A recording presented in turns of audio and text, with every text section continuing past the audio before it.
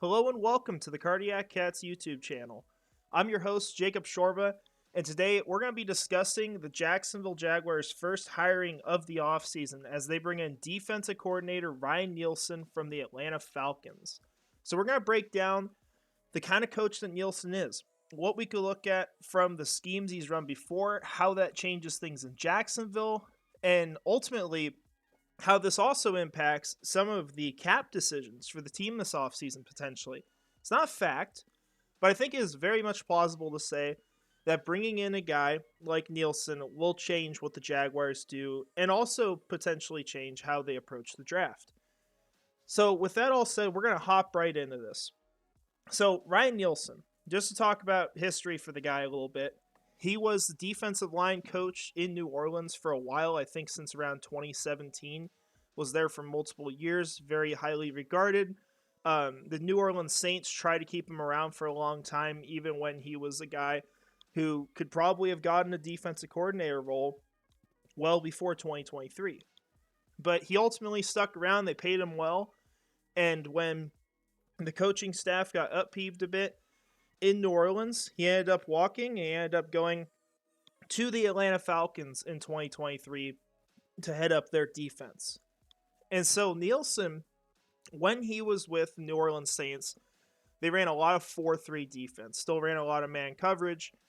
Very different look from what Jacksonville has run the past few years.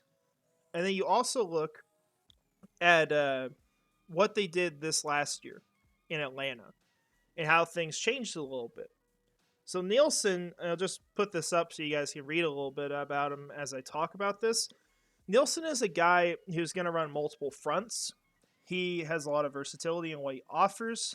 You're going to probably see a roster that over time, if he sticks around here, is going to be conformed to really be able to do most of anything. Because right now, there are some limitations on the schemes they can run, especially at cornerback. This is a guy who is going to preach physicality. He's going to preach aggressiveness. And the emphasis for him is probably going to come on the defensive line, which when you look back at this season, you have some good things there, right? You got Josh Allen, Trayvon Walker. It's fantastic. But outside of that, there are a lot of questions about the production for that entire unit and all the positions involved. And so this is a guy who will hopefully be able to come in to maximize that, just like he did with Atlanta. Atlanta ended up going from kind of a bottom 8 defense in 2022 to being a top 10 defense this previous season. And they did that with a very porous offense that, despite a lot of talent and a lot of investment on that side of the ball, the offense just simply wasn't getting going because the coaching at the end of the day wasn't good enough. And they didn't do enough to really give the players a chance, because they didn't go out and get a franchise quarterback. And that's a whole nother conversation. But just to give you an idea of what Nielsen did this last year, he was very successful in Atlanta in spite of the things going on there, in spite of a head coach getting fired. And so I think you're getting a guy who's very highly regarded. He is a very good candidate. I think out of the entire pool of people that the Jaguars formally interviewed, Ryan Nielsen was the best candidate to hire. Now, as far as names that excludes, the first one would be Ejiro Evero, who I think would be ranked very similarly to Ryan Nielsen. However, with Evero, his interview request that the Jaguars put in for him was declined because the Carolina Panthers, and I'm not sure if there's any other teams that are currently, but I know there have been in the past, they are considering hiring him as the head coach. And so, if that takes place, well, why would he leave to be a defensive coordinator? And teams end up declining a lot of lateral moves. This is what happened originally with Ryan Nielsen a few weeks back. However, I think it's become clear for Atlanta that he just wasn't going to be a part of the coaching staff going forward. And my speculation would probably just simply be that they're probably going after Bill Belichick. He's probably bringing in his own guys, and that's not going to leave Nielsen a spot on that team. So that's where you get ultimately with this. But you're getting a guy who is very high up on the list. Mention Evero as someone comparable. The other guy that was talked about a little bit was Jesse Minter, Michigan's defensive coordinator. However, I don't believe there was a formal interview at any point.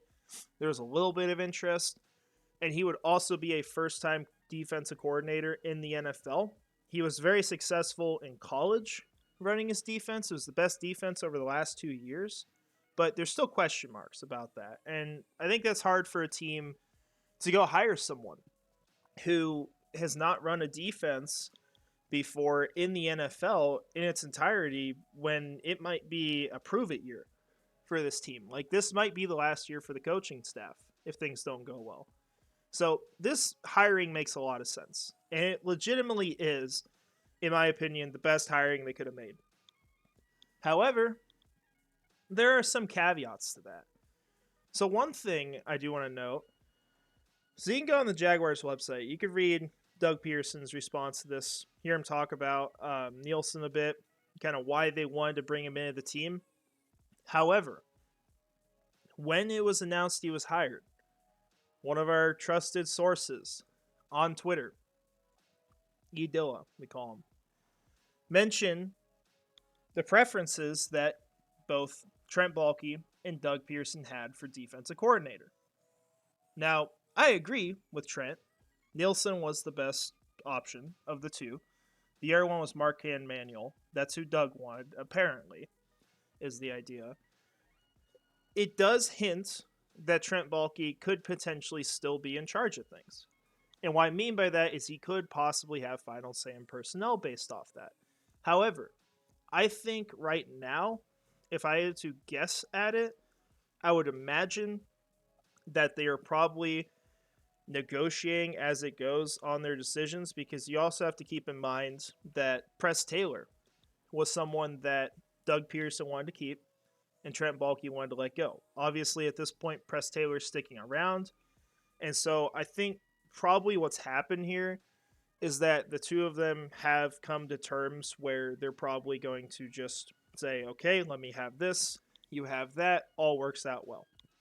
And that's most likely what this is. But I do think this is important to look at because, for one, I think it silences the rumor that Trent Baalke was considering retirement or getting a job with the NFL, not with the team specifically. I think it's pretty clear that's not happening at this point. And, of course, we'll keep our hope. But it's just what everything's pointing to. But this is something that is good to look at because it gives you an idea of where things stand in that building. I think they've come to some terms, but I think it's still unknown who's really in charge at this moment at the end of the day. And we'll see how that goes because, hey, that could bring good things indirectly. For example, maybe they need an EVP because the two of them can't get along. The whole reason why they did not get an EVP 2 years ago was because Shad Khan thought that Baalke and Peterson would be able to work together on these hirings and the decision making. And ultimately, there's questions about that right now because there was a lot of battling in that front office. So we'll see. There's things it could lead to like that, but it doesn't happen until it happens. So let's talk now, just to kind of wrap this up, about the roster itself, what we can expect on defense now that we know the defensive coordinator, and what that changes with the future of this team. So we're going to look at over the cap, because we're going to look at salaries, we're going to look at cap space, all that stuff. So as far as defensive players we've talked about probably leaving the team this offseason, Fatukasi was one that was pretty clear before because, you can go say, he graded out well on PFF. You couldn't tell he was on the field most of the time. And you have the opportunity to save $8 million over the next 2 years, 3.5 this year, 4.5 the next year. That's too much money to pass up on, ultimately, at the end of the day. And if you want to save it all this year, you cut him after June 1st. Rayshawn Jenkins, another player that we pretty much figure is going to go at this point because Antonio Johnson will be a great replacement already on this roster. He's going to be cheap for 3 more years. it's not logical to spend your money on a strong safety that you have arguably a better player sitting behind him who costs like a tenth of his salary. So this is going to be a move I think should undoubtedly happen this offseason. As far as our other players to talk about, there's really two other guys that you can discuss walking on defense that are under contract currently with this team. There's Foye Oluokun and there's Darius Williams. I don't think that the Nielsen hiring does anything with Oluokun's future. I think at the end of the day, Oluokun's the best linebacker on this team, and despite how many resources have been invested at linebacker, I do not think that if Oluokun walked, that they would have a good enough linebacker unit. That's just my opinion on it. I don't think they have good enough players. I think Chad Muma would be questionable as the second guy. And if you're running a 4-3, then Ventrell Miller's starting out there. And we don't know a dang thing about Ventrell Miller at this point. So it's very questionable to say that you would have the guys if you let Oluokun go. But if you did, there is money to save there. 7.2 this year, and then the next season, you would be saving probably not a whole ton, it looks like. Maybe that's all you save, the way they restructured the contract. But there's some money to be available there if they want to move on from him. I just don't think that happens. Now, the player that I think the situation changes for, potentially, is Darius Williams. And I'll show you why I say that. So we're going to take a look at rankings for these players.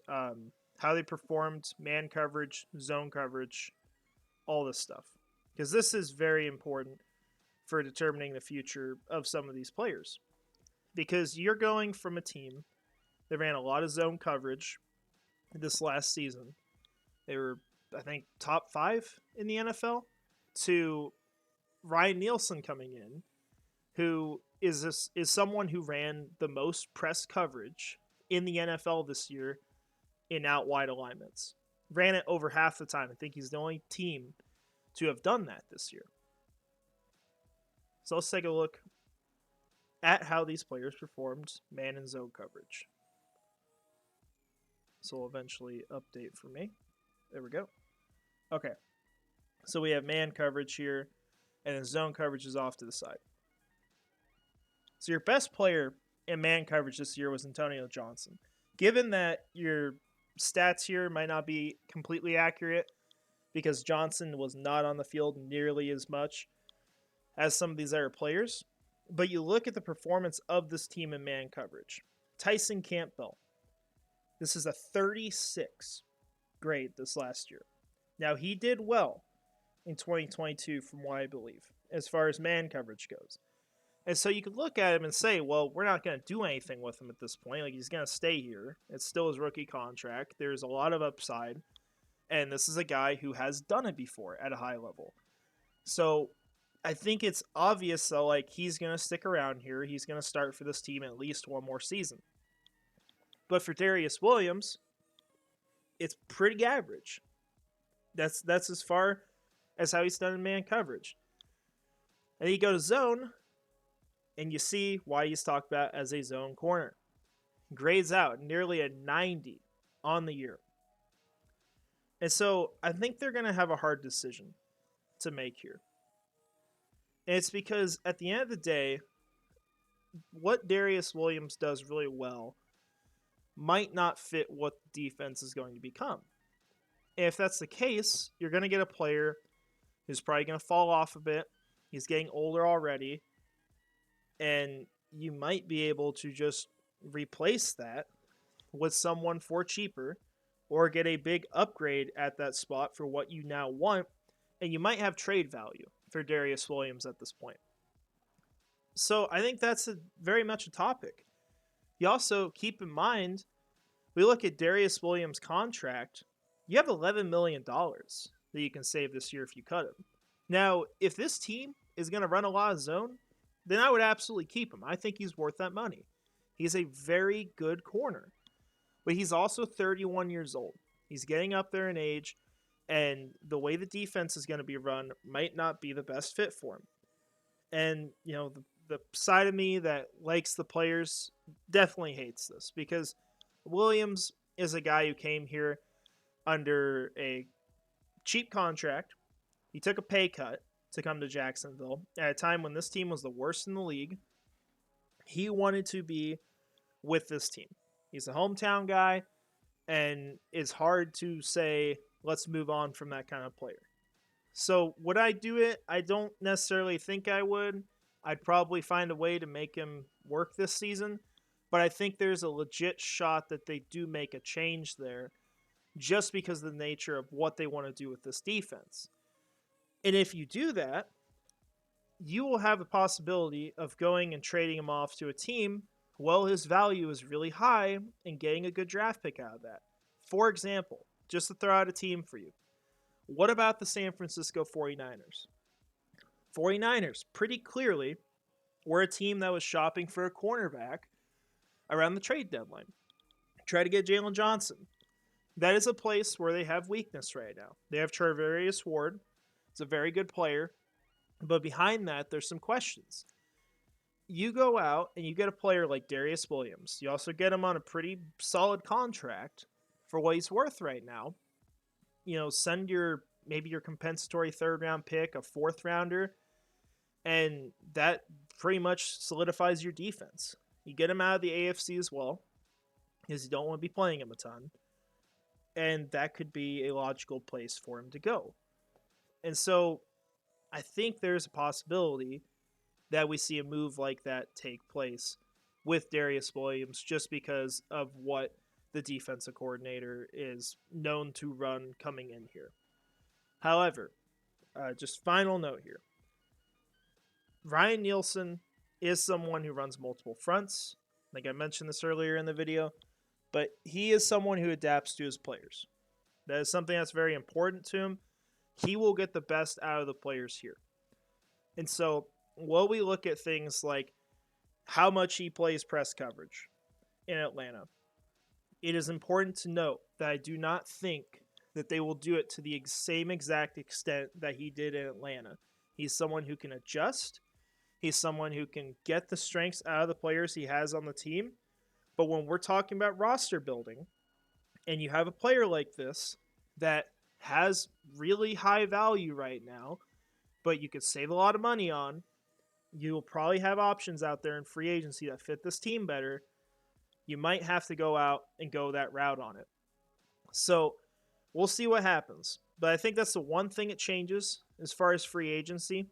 I think it also helps to make it more likely that this team drafts a cornerback in the first round.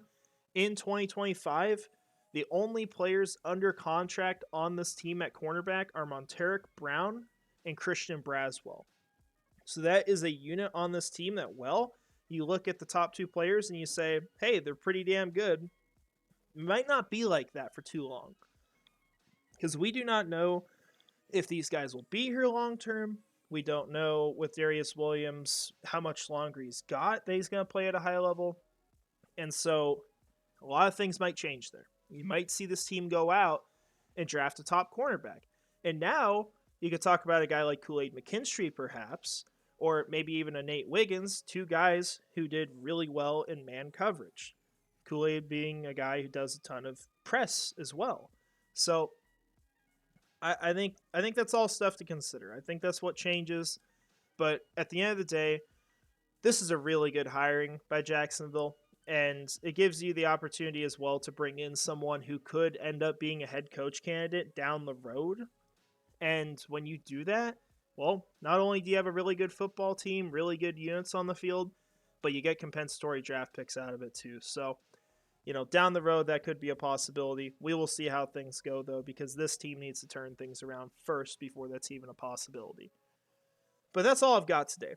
So, apologize if it's a bit of rambling. Just kind of doing this on the spot. A lot going on this week. Going to actually come down to Jacksonville in a few days, but wanted to make sure I got this out for y'all. So, I appreciate you watching. I hope you have a great rest of your day. Let me know if you want anything else on the channel. We'll definitely have more content here soon, especially for the Senior Bowl next week. And finally, go Jags.